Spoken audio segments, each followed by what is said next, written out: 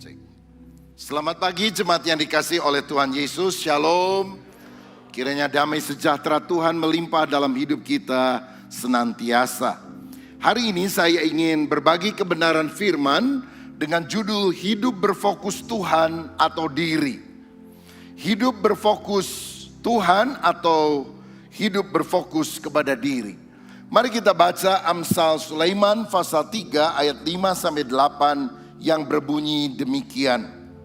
Amsal 3 ayat 5-8. Percayalah kepada Tuhan dengan segenap hatimu dan janganlah bersandar kepada pengertianmu sendiri. Akuilah Dia dalam segala lakumu, maka Ia akan meluruskan jalanmu.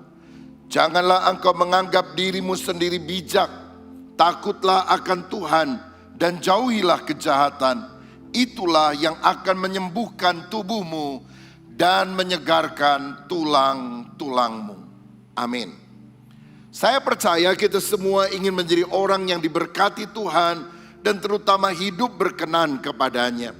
Karena itulah kita harus selalu mengandalkan Tuhan, hidup berfokus kepada Kristus dan bukan kepada diri sendiri. Kalau banyak kegagalan saudara alami dalam kehidupan hari-hari ini, sebetulnya inti kegagalan kita hanya satu. Kita gagal mengandalkan Tuhan. Dan gagal mengandalkan Tuhan akan membuka celah sehingga kegagalan-kegagalan lain akan datang dalam kehidupan kita. Yeremia 17 berkata, terkutuklah orang yang mengandalkan manusia, yang mengandalkan kekuatannya sendiri, yang hatinya menjauh daripada Tuhan.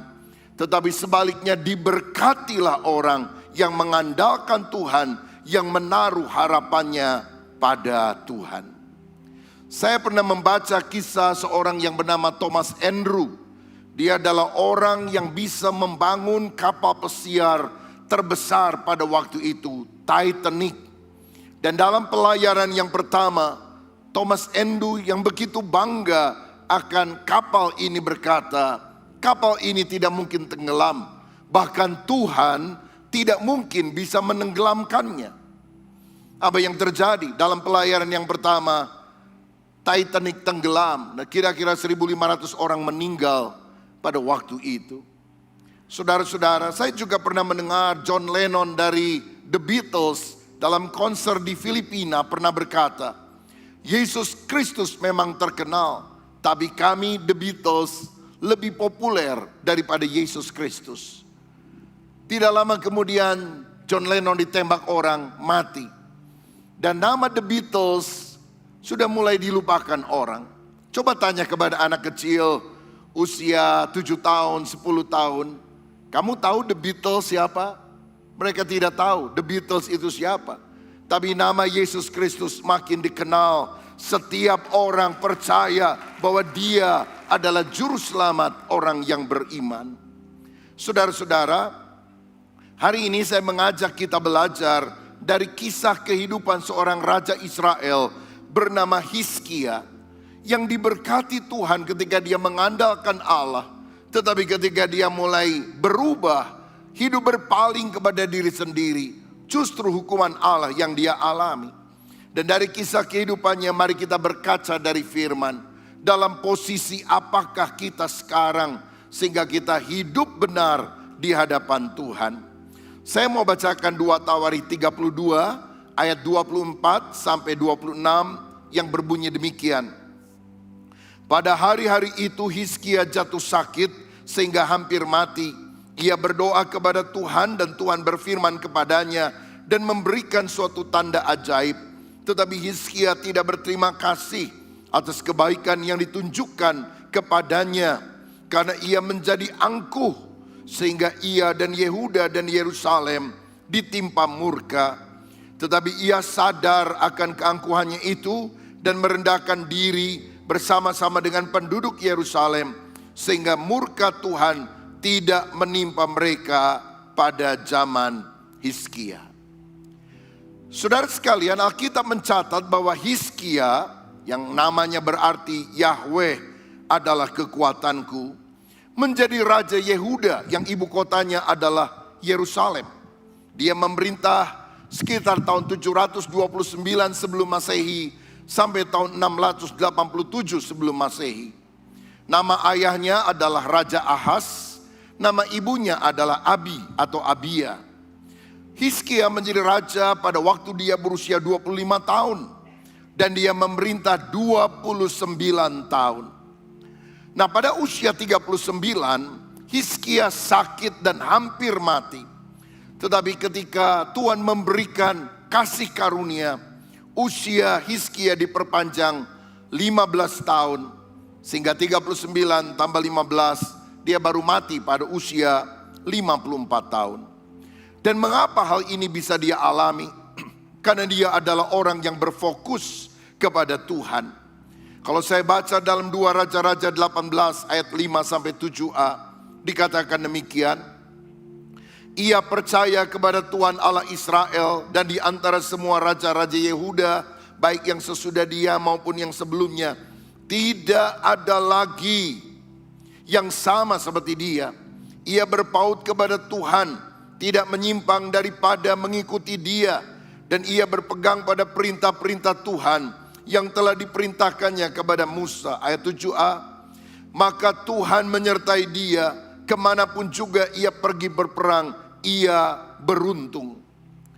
Orang yang mengandalkan Tuhan, akibatnya seperti Hizkia ini, dia akan diberkati. Hizkia menjadi kaya raya, dimuliakan. Dia mendirikan berbagai kota-kota, bahkan dia membuat bendungan. Sampai sekarang ada penggalian arkeologis, terowongan yang dibuat dari mata air Gihon sampai ke kolam Siloam yang dibangun pada zaman Hizkia, supaya ketika tentara Asyur menyerang dan mengepung mereka, mereka tidak mati kehausan karena sudah ada saluran air di bawah tanah itu.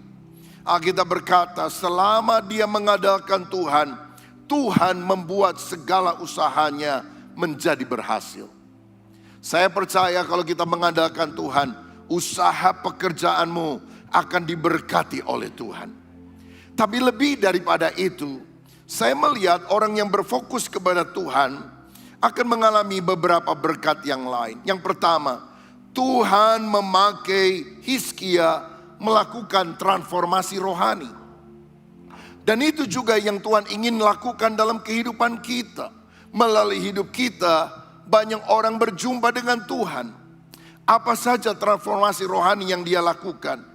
Alkitab berkata dia memulihkan rumah Tuhan dan ibadah orang Israel. Bait Allah yang selama ini ditutup, pelayanan imam yang selama ini tidak ada, korban bakaran yang sudah lama tidak pernah dilakukan oleh raja-raja sebelumnya, kembali dilakukan oleh Hizkia pada tahun pertama pemerintahannya. Pada bulan pertama. Jadi hal pertama yang dia kerjakan setelah dia menjadi raja adalah memulihkan rumah Tuhan dan ibadah. Dia juga menjauhkan bukit pengorbanan, meremukkan tugu berhala. Dan satu hal yang luar biasa, dia menghancurkan Nehustan. Apa itu Nehustan? Saudara ingat ketika orang Israel di padang pasir, lalu kemudian mereka berontak kepada Tuhan. Tuhan murka, banyak orang yang sakit, banyak orang yang mati.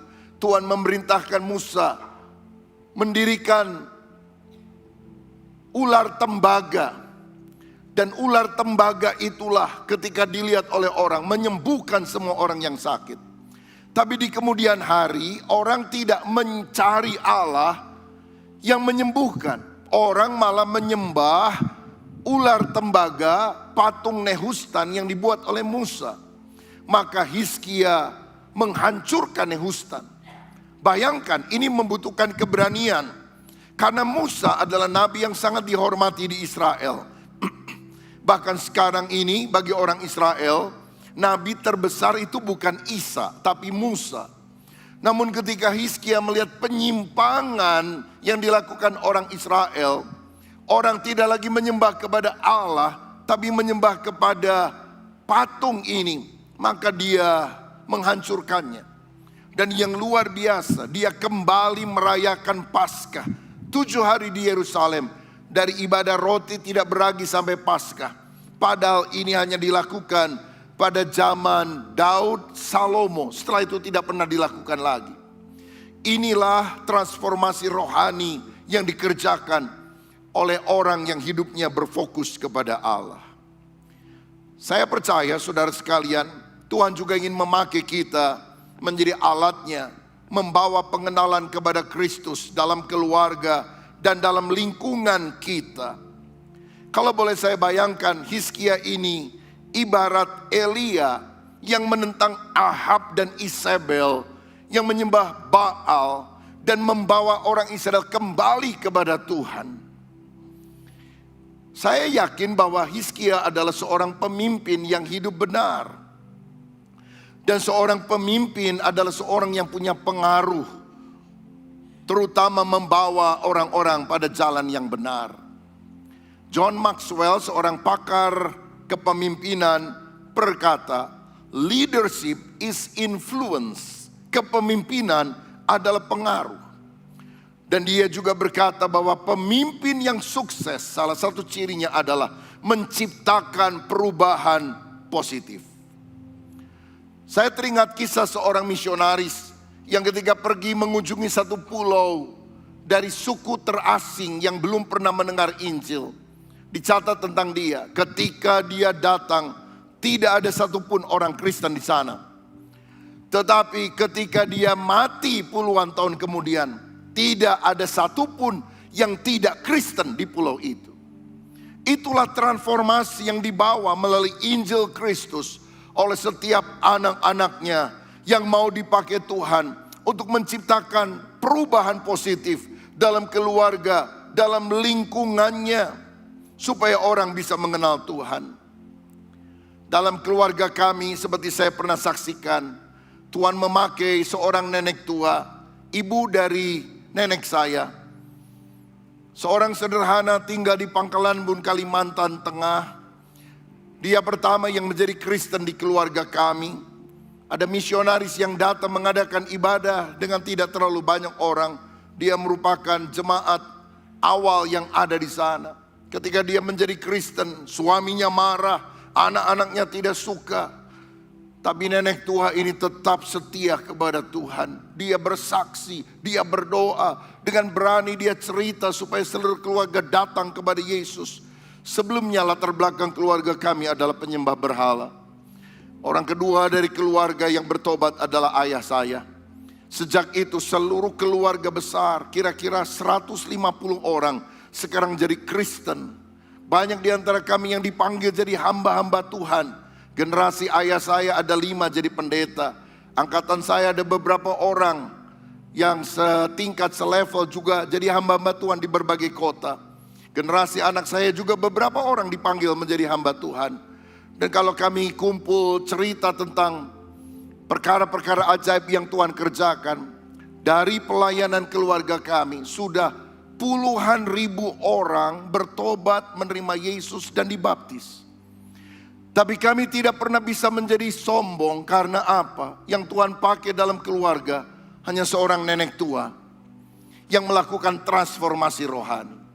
Saya berdoa supaya engkau menjadi orang yang dipakai oleh Tuhan, membawa api transformasi, api kegerakan di dalam keluargamu, dalam lingkunganmu, supaya orang berbalik dari penyembahan berhala. Orang mulai berseru Yesus. Dan ketika orang berseru kepada nama Yesus, mereka akan diselamatkan. Mulai dari keluargamu, jangan berdiam diri, berani memberitakan Injil, bawa jiwa-jiwa kepada Tuhan, ajak teman-temanmu untuk datang kepada Yesus. Saya percaya kasih karunia Allah akan mengalir dan kita akan dipakai menjadi pembawa kabar baik kepada dunia yang terhilang ini. Haleluya. Orang yang berfokus kepada Kristus, kepada Tuhan, akan dipakai untuk melakukan transformasi rohani. Yang kedua, kalau kita mengandalkan Tuhan, hidup berfokus kepada Tuhan, Tuhan akan memberi kemenangan dalam pergumulan.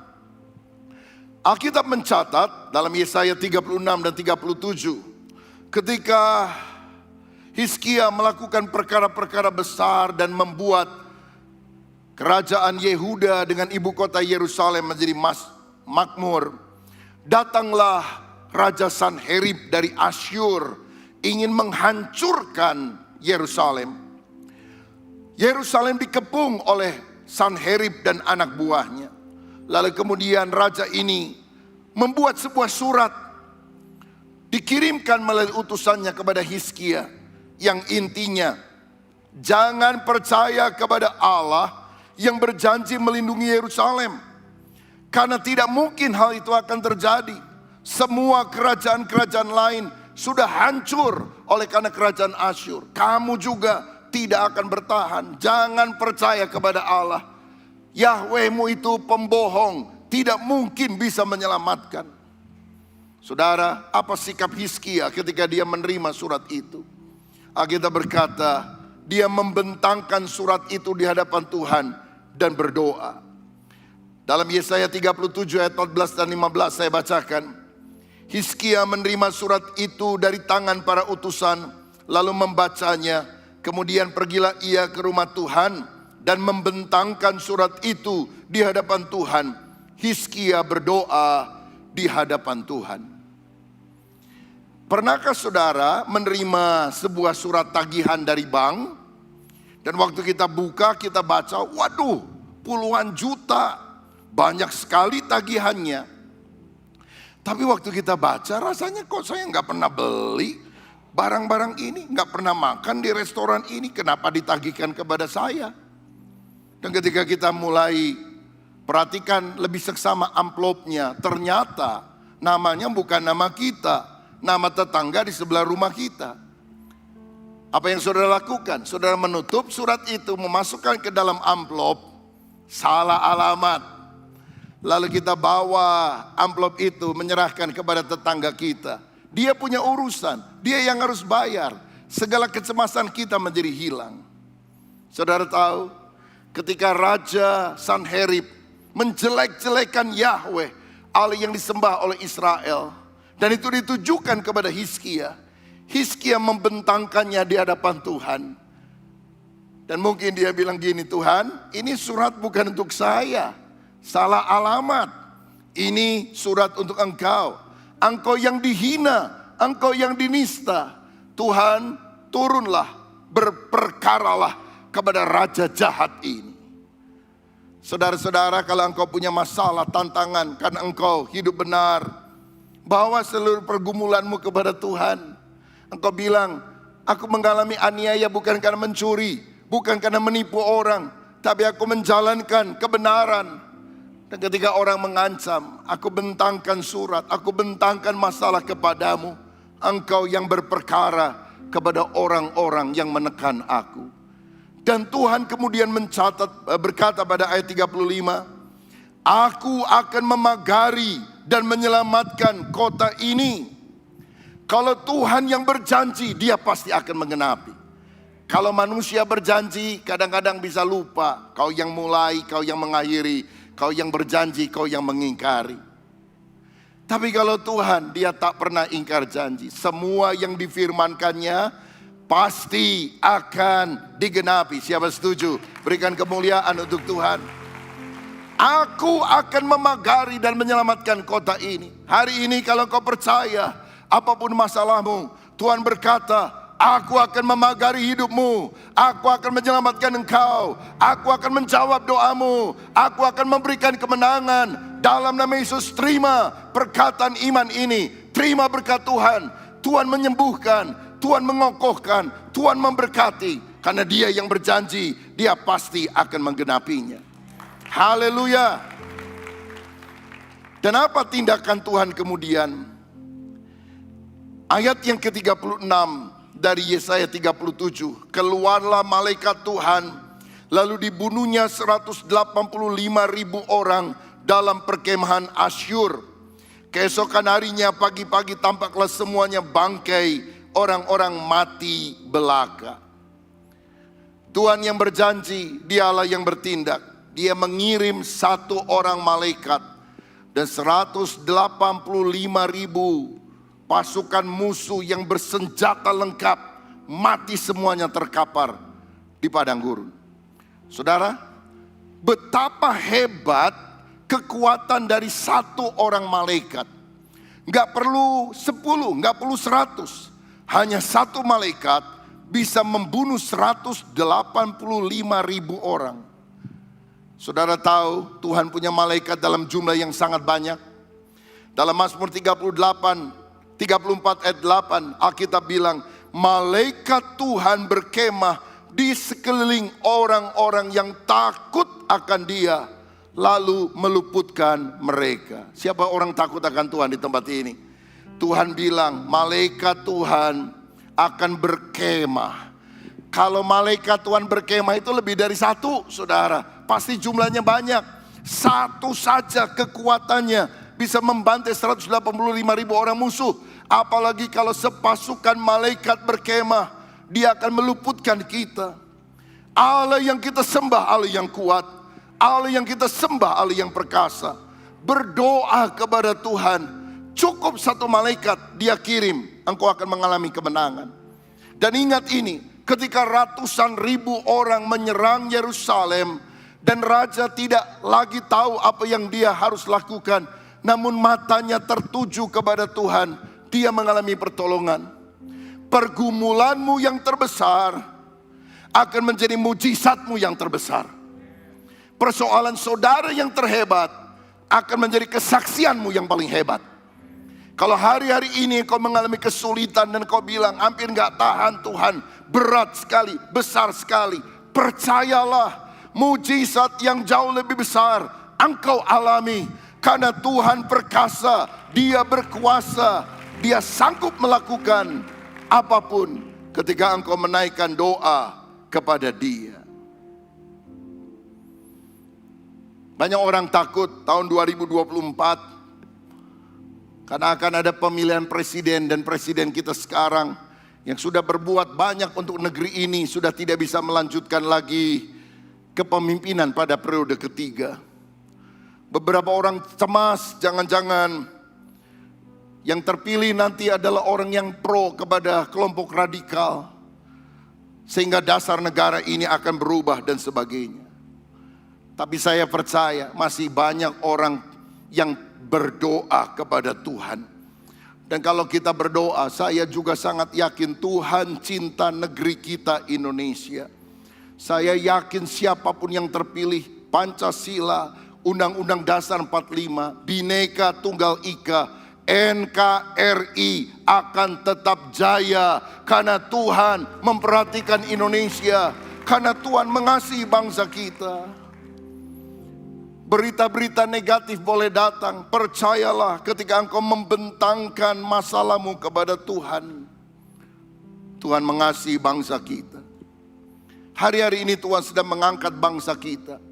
IMF mengatakan 60 negara akan mengalami krisis ekonomi yang luar biasa. Sri Lanka menjadi negara yang hari-hari ini gagal bayar hutang. Tapi dari 60 itu tidak ada catatan tentang Indonesia. Saya percaya Indonesia berada di dalam matanya Tuhan. Ada inflasi yang terjadi, karena itu jangan cemas. Walaupun harga-harga naik, listrik naik, bensin masih ditahan saudara sekalian dengan subsidi. Minyak goreng naik dan sebagainya. Itu melanda dunia.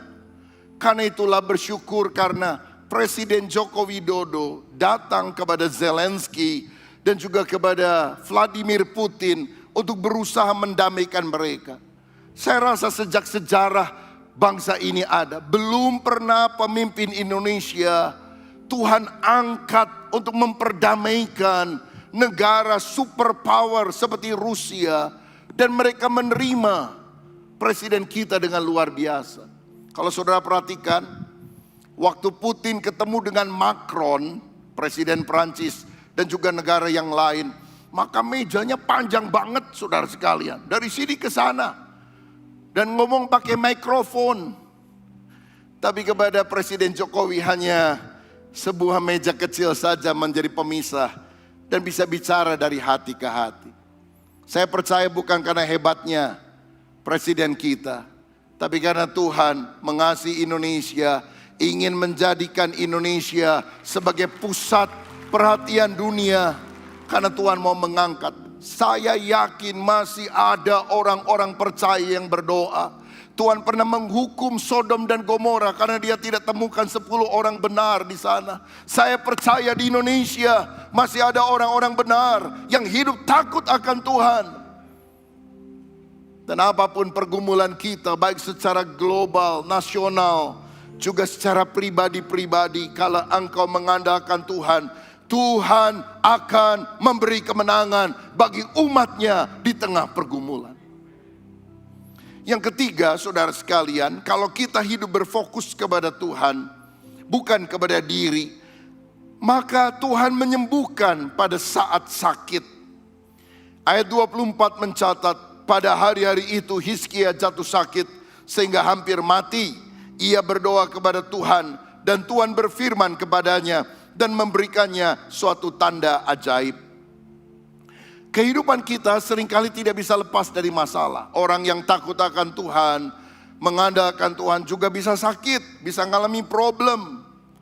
Tetapi ada senjata rohani yang kita bisa lakukan. Berdoa, mohon belas kasihan, anugerah daripada Tuhan.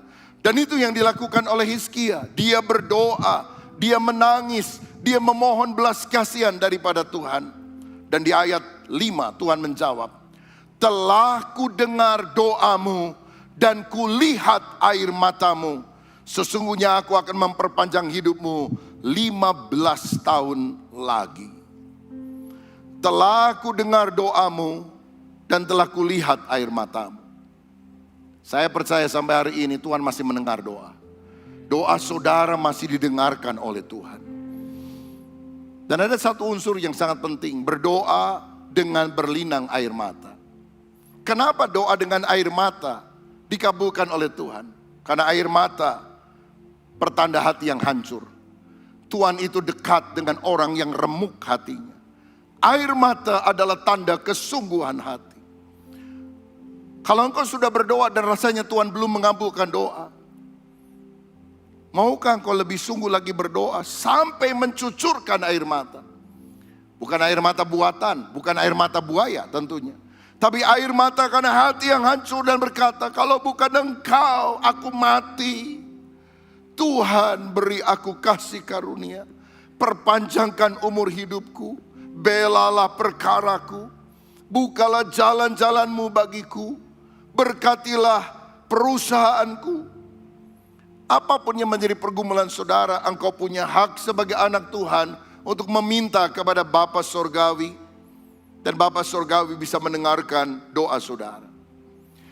Aku mendengar doamu, aku melihat air matamu. Tuhan menampung air mata orang benar dalam kirbat. Dan tidak ada satupun yang akan sia-sia. Aku akan memperpanjang umurmu 15 tahun lagi. Artinya berkat kesehatan. Bukan hanya berkat rohani tapi berkat jasmani. Termasuk kecukupan, kelimpahan. Tuhan bisa sediakan dalam kedaulatannya ketika kita berdoa. Dan untuk meyakinkan Tuhan memberikan tanda. Di ayat 8 tanda itu disebutkan bayang-bayang penunjuk matahari akan mundur 10 tapak. Jadi kalau misalnya berjalannya waktu, maka waktu pasti akan bergerak ke depan. Tapi dalam situasi khusus ini Tuhan melakukan mujizat. Hari mundur 10 tapak ke belakang, kira-kira 40 menit saudara. Dan ini mujizat. Mujizat itu adalah sesuatu yang hanya bisa dilakukan oleh Tuhan. Dan tidak mungkin dilakukan oleh manusia. Siapa yang bisa memundurkan jadwal waktu? Hanya Tuhan yang bisa mengerjakannya. Saya rasa saudara tidak perlu meminta untuk waktu mundur. Tetapi kalau engkau berdoa dengan doa sejati, mujizat pertolongan Tuhan masih Dia bisa berikan kepada kita. Penyakitmu bisa disembuhkan. Perusahaanmu yang sakit, usahamu yang diambang kebangkrutan bisa Tuhan sembuhkan, bisa Tuhan pulihkan. Saya ingat ayah saya, sebelum dia menjadi pendeta, dia bekerja di beberapa perusahaan dalam kondisi yang cukup baik. Tetapi Tuhan memanggil dia untuk menjadi hamba Tuhan. Dia menolak. Dia bilang, Tuhan lebih baik saya kerja, saya punya uang, nanti saya sumbang gereja.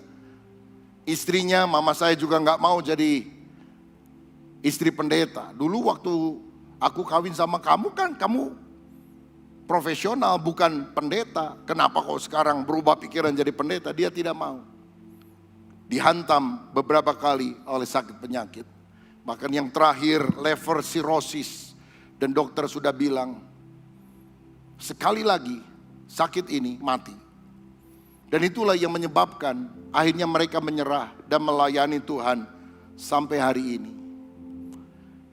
Saudara-saudara, ketika hidup berfokus kepada diri sendiri, bagaimana kalau pelayanan nanti kurang, nanti banyak masalah ini itu, maka justru hal-hal yang tidak baik terjadi. Tapi ketika kita taat walaupun belum melihat, di sanalah kesembuhan dan tuntunan Tuhan terjadi. Saya yakin sampai hari ini, kalau engkau berdoa, engkau masih akan melihat pertolongan Tuhan. Saudara tentu semua kenal salah satu tim gembala kita, Bapak Pendeta Joko Prihanto. Nanti sore dia juga akan khotbah di sini. Ketika dia punya anak yang pertama, istrinya melahirkan, anaknya prematur, saudara. Dan harus dirawat sekian lama di dalam inkubator di rumah sakit. Sampai setelah mungkin sebulan lebih rasanya, baru dibawa pulang ke rumah. Wah, sudah senang, sudah lepas dari inkubator, sudah keluar dari rumah sakit. Tapi baru 1 hari, lagi disusui, tiba-tiba mukanya menjadi biru, saudara. Wah, mereka panik, mereka bawa lagi ke rumah sakit, berlari-lari masuk ke dalam ruangan untuk segera diambil tindakan. Dokter-dokter datang berlarian menolong bayi kecil ini. Beberapa saat kemudian, seorang dokter keluar dan berkata kepada Pak Pendeta Joko, maaf Pak, kami sudah berusaha, tapi anak Anda sudah tidak tertolong. Itu sudah ditutup kain, saudara-saudara. Saudara bisa bayangkan punya anak yang pertama dengan pergumulan yang hebat. Dirawat sekian lama di inkubator, sembuh bisa pulang. Baru 1 hari mengalami hal semacam itu. Mereka nangis di hadapan Tuhan. Saya dengar suami istri dan juga kebetulan ada orang tua mereka di sana. Doa, Tuhan beri belas kasihan kepada kami. Nangis minta belas kasihan Tuhan. Sementara dokter masih ada di sana, tiba-tiba dia mendengar ada jeritan bayi, tangisan bayi dari dalam kamar. Langsung lari lagi itu saudara dokternya. Anak itu hidup, anak itu sembuh. Sekarang udah remaja, mulai melayani Tuhan. Karena Tuhan kita adalah Tuhan yang hebat.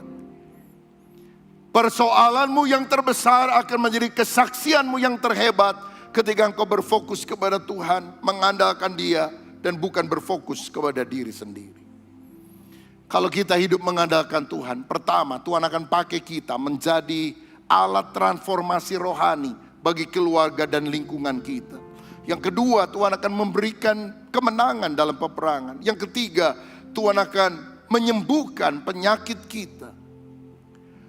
Tetapi lihat ayat berikutnya, setelah Hizkia diberkati Tuhan sukses, dia berubah. Nah inilah kesalahan manusia, suka berubah ketika diberkati. Lagi dulu miskin, setia sama Tuhan, setelah kaya, jaya, sukses, mulai melupakan Tuhan. Dia berfokus kepada diri sendiri, dia sombong, ayat 25. Tetapi Hizkia tidak berterima kasih atas kebaikan yang ditunjukkan kepadanya. Karena ia menjadi angkuh sehingga ia dan Yehuda dan Yerusalem ditimpa oleh murka. Apa wujud kesombongannya? Dia memamerkan hartanya ketika ada utusan raja datang untuk mendengar cerita bagaimana dia mengalami mujizat daripada Tuhan. Bukannya Tuhan yang dia ceritakan, dia malah pamerkan kekayaannya. Dikatakan Yesaya 39 ayat 1 dan 2. Pada waktu itu Merodak Baladan bin Baladan Raja Babel menyuruh orang membawa surat dan pemberian kepada Hizkia, sebab telah didengarnya bahwa Hizkia sakit tadinya dan sudah kuat kembali. Hizkia bersuka cita atas kedatangan mereka, lalu diperlihatkannyalah kepada mereka gedung harta bendanya, emas dan perak, rempah-rempah dan minyak yang berharga, segenap gedung persenjataannya dan segala yang terdapat dalam perbendaharaannya. Tidak ada barang yang tidak diperlihatkan Hizkia kepada mereka di istananya dan di seluruh daerah kekuasaannya. Musuh daripada Yehuda waktu itu adalah Asyur, bukan Babel. Sehingga ketika Hizkia sembuh, raja tetangga dari Babel datang untuk mendengar mujizat yang dialami oleh Hizkia. Tapi justru dia memamerkan kehebatannya kepada utusan yang datang ini. Yesaya kemudian disuruh Tuhan untuk menegur dan berkata, ada waktunya kerajaan Babel yang telah melihat seluruh harta bendamu akan datang menjara habis, sehingga tidak ada harta benda yang kau perlihatkan akan tersisa. Kenapa Tuhan murka dan menghukum? Karena ketika orang mulai berpaling dari mengandalkan Allah, menjadi menepuk dada dan berkata, hebat ya saya, Allah paling tidak suka. Yakobus 4 ayat 6 berkata, Allah menentang orang yang congkak, tapi mengasihani orang yang rendah hati. Kita harus selalu sadar semua adalah anugerah Tuhan. Nebukadnezar Raja Babel pernah sombong dan berkata, aku yang hebat, mendirikan semua dengan kekuatanku. Tuhan bilang, sombong lu, otaknya digoyang setengah milimeter. Dia gak ingat lagi namanya siapa. Waktu dia pulang, dia gak masuk istana, dia masuk kandang hewan. 7 bulan seperti binatang makan rumput, saudara-saudara. Sampai setelah dia merendahkan hati, Tuhan memulihkan ingatannya. Siapa kita? Digoyang otak sedikit aja, kita udah gak ingat siapa-siapa. Lucifer, malaikat panglima di sorga yang memimpin malaikat-malaikat yang lain, sombong menjadi iblis, musuh Allah yang paling utama. Orang yang meninggikan diri akan direndahkan. Orang yang merendahkan diri akan diangkat oleh Tuhan. Saya pernah dengar satu kali ada seorang yang naik jabatan jadi kolonel dan dia bangga sekali. Saudara, dia masuk ruang kerjanya yang baru dan dia menepuk dada. Hebat nih sekarang, saya udah pangkatnya lebih tinggi. Tiba-tiba ada orang mengetuk pintu masuk. Dan untuk mempesona orang yang baru masuk, ini tamu pertama setelah orang ini diangkat jadi kolonel, dia angkat telepon dan dia bilang, bagaimana Pak Menteri? Oh baik, jadi nanti saya akan ketemu dengan 3 orang jenderal. Baik, saya akan hadir. Dia taruh teleponnya. Dia bilang, siapa Anda? Apa keperluannya? Jangan lama-lama, karena kamu baru mendengar saya dipanggil menteri dan kita akan ada pertemuan juga dengan 3 jenderal yang lain. Ayo cepat. Mau kamu apa? Orang itu jadi gemeter. Dia bilang, maaf Pak, saya rakyat biasa. Saya cuma petugas telepon Pak. Karena kami dapat laporan sudah beberapa hari telepon di sini mati semuanya. Saya juga bingung, kenapa Bapak bisa nelpon orang tadi ya. Coba saya angkat, begitu diangkat nggak ada nada sambungnya saudara. Orang yang sombong akan direndahkan. Tapi orang yang rendah hati akan dipromosikan, akan diangkat Tuhan. Karena itulah yang Tuhan sukai. Nah seharusnya Hizkia bersaksi tentang kebaikan Tuhan yang menyembuhkan dia. Bayangkan ada utusan raja kafir datang, katanya kamu sembuh. Kenapa? Katanya ada mujizat bahwa matahari itu jalannya bisa mundur. Ini kan kesempatan terbuka untuk dia bersaksi. Dia malah gak cerita tentang Tuhan, dia malah cerita tentang kehebatannya. Saudara, ketika kau sudah diberkati, jawaban doa sudah engkau terima, bersaksilah tentang Tuhan.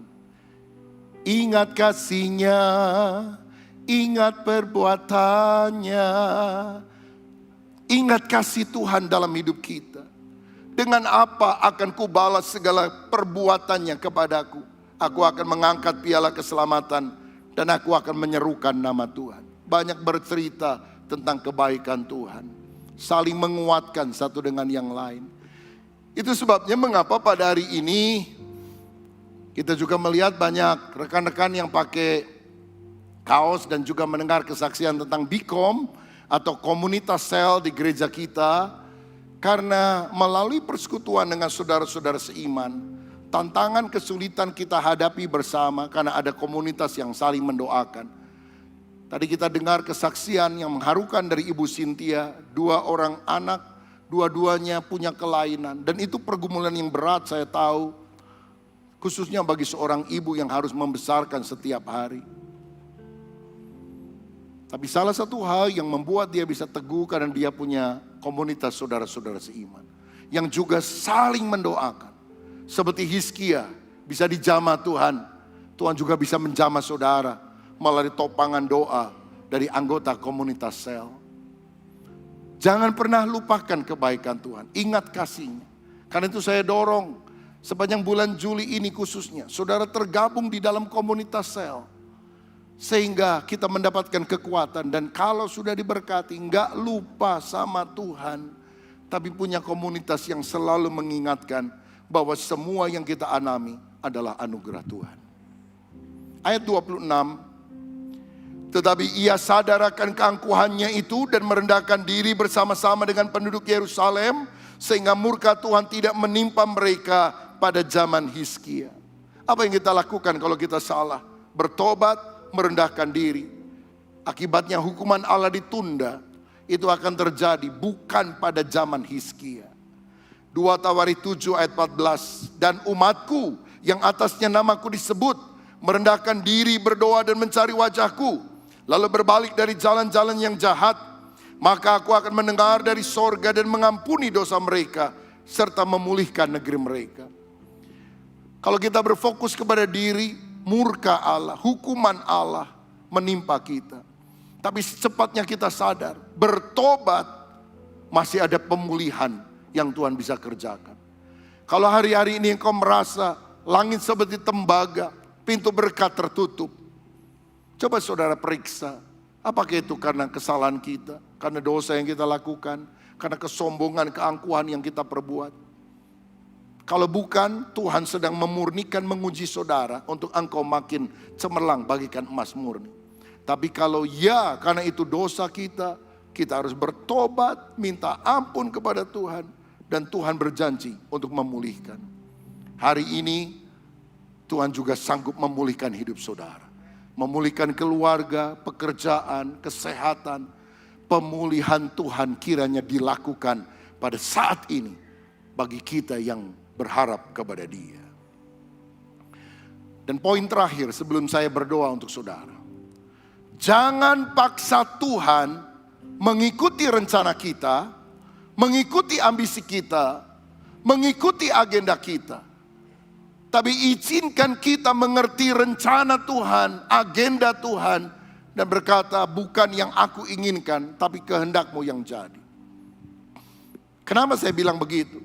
Karena penerus Hizkia adalah anaknya yang bernama Manasye. Dia menjadi raja pada usia masih muda, 12 tahun setelah Hizkia meninggal. Dan Manasye memimpin lebih lama, 55 tahun. Tapi Yerusalem mengalami kerugian hebat. Karena anak daripada Hizkia sangat berbeda dengan bapaknya. Dia menjadi raja yang sangat jahat. Dia mengembalikan penyembahan kepada patung berhala Baal. Bahkan di bait Allah dia pasang patung-patung berhala. Dia bahkan mempersembahkan anaknya sebagai korban bakaran. Dia membunuh, menumpahkan begitu banyak darah orang-orang yang ada di Yehuda. Rasanya gak ada raja yang sejahat ini di Yehuda. Mungkin agak sebanding dengan Ahab dan Isabel di kerajaan utara, yaitu kerajaan Israel dengan ibu kotanya Samaria. Dan saudara tahu, dia lahir di tahun ketiga pada perpanjangan waktu hidup Hizkia. Usianya 12 tahun, padahal Hizkia diperpanjang berapa tahun? 15 tahun. Berarti dia lahir pada tahun ketiga dari injury time, perpanjangan waktu. Dia menjadi raja yang sangat jahat. Rasanya gak ada raja yang lebih jahat daripada dia. Bukankah Allah itu lebih tahu? Kenapa Hizkia mesti meninggal pada usia 39? Mungkin supaya dia tidak punya anak yang Tuhan tahu akan sangat jahat dan membelokkan kembali orang Israel daripada Allah kepada Baal. Tapi Allah menghargai kehendak bebas manusia. Sehingga ketika Hizkia berdoa, Tuhan memberi anugerah. Tapi ingatlah, jangan paksa Tuhan untuk melakukan sesuatu sesuai dengan keinginan kita. Tapi biar agenda Tuhan terjadi. Artinya ketika kita berdoa, Tuhan sembuhkan, pulihkan, buka jalan ini. Tapi kalau itu bukan yang terbaik, aku mau taat kepada kehendak-Mu. Dan kalau engkau melakukan doa seperti itu, justru perkara yang lebih baik akan Tuhan berikan kepada saudara. Dia lebih tahu daripada kita. Dan biarlah kehendaknya yang terjadi. Saudara mungkin ingat ada kisah 3 buah pohon yang masing-masing punya cerita, punya cita-cita. Pohon pertama berkata, kalau aku ditebang, aku ingin dijadikan kotak perhiasan. Orang akan menyimpan emas berlian di dalam kotak itu. Sayang ketika dia ditebang, dia hanya dijadikan sebagai kotak makanan hewan. Di mana domba makan dari sana, sapi makan dari sana. Kotak yang menyedihkan. Dan dia bilang, kenapa aku tidak dijadikan kotak perhiasan seperti cita-citaku. Sampai satu kali Yusuf dan Maria, karena tidak ada tempat tinggal, dia masuk ke sebuah gua, melahirkan Yesus, dan ditaruh di dalam kotak makanan hewan yang lebih dikenal dengan istilah palungan. Dan kotak itu berkata, oh, rupanya harta yang paling berharga, Sang Juru Selamat dunia, ditempatkan di dalam diriku. Rencanaku gagal, tapi rencana Tuhan yang lebih baik terjadi. Pohon yang kedua berkata, kalau aku ditebang, aku ingin dijadikan sebagai kapal saudagar yang akan membawa mereka ke berbagai tempat untuk berjual beli. Tapi ketika pohon ini ditebang, dia hanya dijadikan perahu nelayan, dan nelayan miskin menangkap ikan, bau amis dia alami setiap hari. Dia bilang, kenapa cita-citaku tidak tercapai? Sampai satu kali Yesus ketika mengajar orang banyak, meminjam perahu nelayan yang dimiliki oleh Simon Petrus dan memperdengarkan Injil kepada orang banyak. Dan akhirnya kayu ini berkata, oh, aku tahu, aku dipakai bukan untuk mengangkut saudagar, tapi harta yang paling berharga, berita Injil keselamatan telah dibawa oleh Yesus yang mau menggunakan perahu kehidupanku yang berbau amis ini. Pohon ketiga punya cita-cita, aku tidak mau ditebang, aku mau menjulang di tengah hutan belantara ini. Tapi ternyata dia ditebang juga. Celakanya setelah ditebang, penebangnya kehabisan ide mau dijadikan apa. Dia disimpan begitu saja di pinggir jalan menjadi kayu gelondongan. Dan ketika Yesus harus mengangkut dosa manusia berjalan ke bukit Golgota, tentara Romawi memaksa dia memikul kayu palang yang akan membuat dia tersalib di sana. Dan kayu itu adalah kayu gelondongan yang ada di pinggir jalan. Dan ketika Yesus disalib, semua mata memandang kepada dia. Dan pohon ini berkata, aku tahu sekarang, aku yang ingin dilihat oleh semua orang, sekarang bukan aku, tapi Yesus yang dilihat. Cita-cita 3 pohon semuanya kandas, tapi rencana Tuhan yang lebih indah terjadi dalam kehidupan mereka. Saya percaya kita adalah pohon yang hidup, orang-orang yang percaya kepada Tuhan. Tuhan punya agenda, Tuhan punya rencana, Tuhan punya perkara yang lebih baik dalam hidup saudara. Kuncinya apa? Andalkan Tuhan, hidup berfokus kepada Tuhan. Agendamu bisa gagal, targetmu bisa tidak tercapai, tapi biar rencana Allah yang lebih baik hari ini tergenapi dalam kehidupan saudara. Tuhan Yesus memberkati. Amin. Mari kita bangkit berdiri, kita berdoa. Nyanyikan sebuah pujian, Bapa kau setia, Bapa kau mulia.